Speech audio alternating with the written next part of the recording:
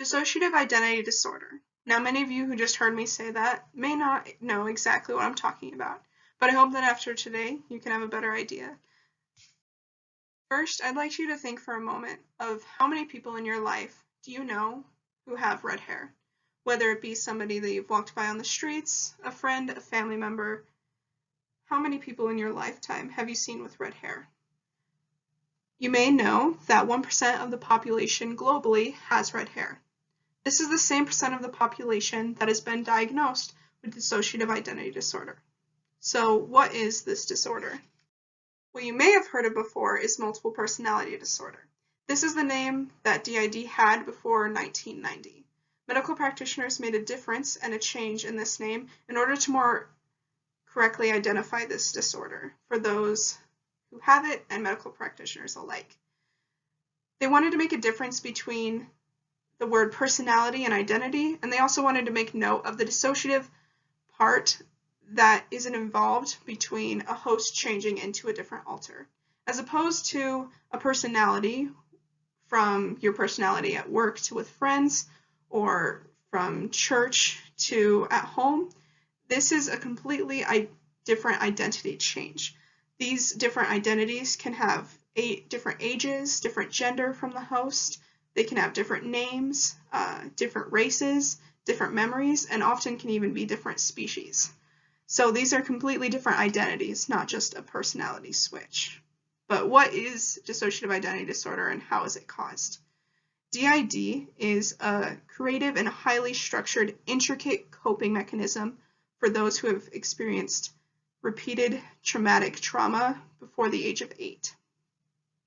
These people who have DID were experiencing repeated trauma as their personality was forming.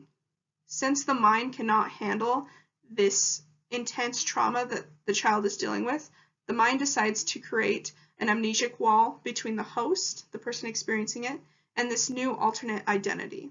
This identity will remember the trauma that's happened to them so that the host will not. So whenever this switch happens and the amnesic wall goes up, the host goes away and it's this alternate identity facing the trauma and the things that the host cannot handle. With DID, those who have it often don't even know that they have it until their adulthood because of the nature of this disorder.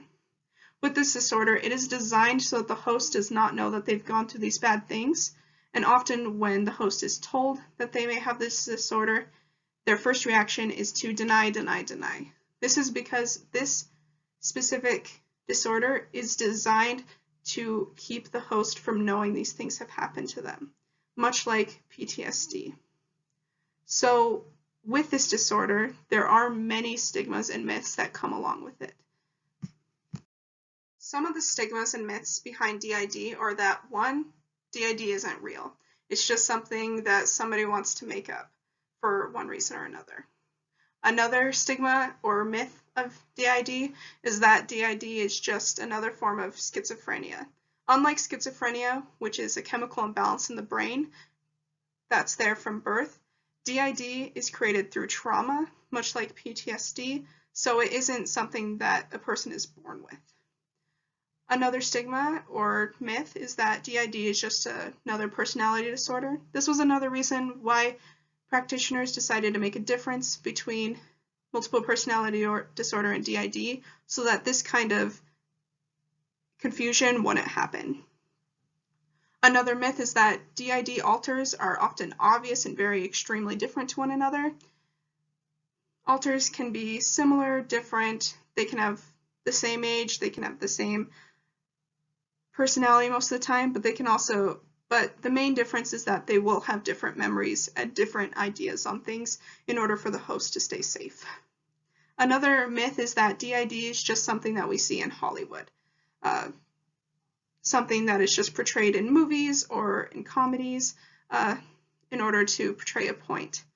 And finally, the biggest stigma of DID is that those who have it are violent people.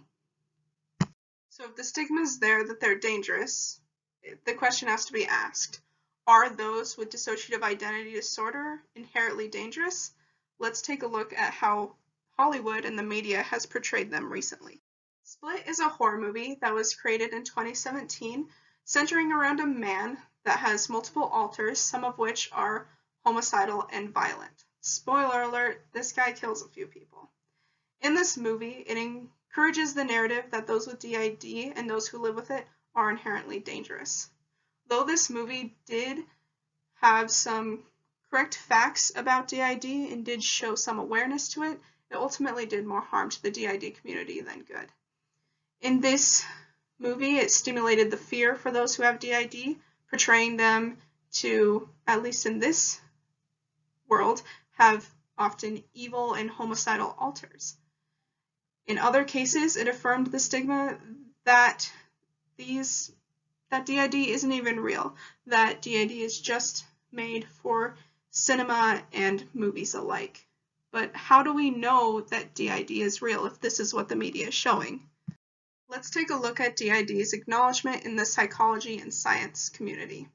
DID has been officially acknowledged as a mental disorder in the Diagnostic and Statistical Manual of Mental Disorders, or the DSM. The DSM is written by the American Psychiatric Association, and this book is vital in defining the symptoms and descriptions of mental disorders, much like depression, anxiety, and of course, DID. With this book, it helps establish a consistent and reliable diagnosis for patients and medical professionals as well. Since DID is speculated to have 5 to 7% of the population that has gone undiagnosed, things and places like this are really important in order to help diagnose it, both for the patients and medical practitioners. So I ask again, are those with DID inherently more dangerous? No.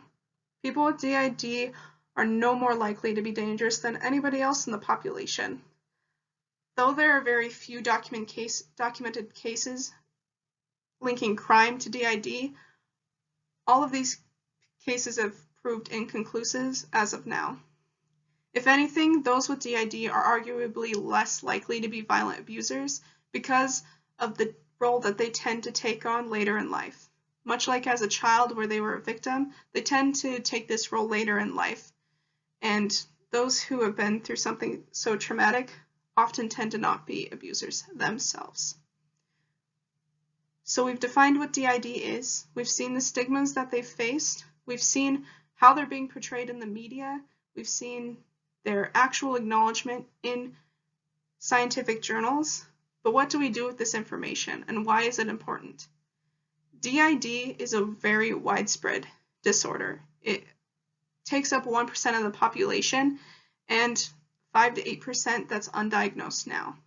When we start to erase the stigmas and raise awareness of what this disorder is and how it's affecting people, we can help those with it to live a regular life without the biases of others holding them back. Thank you.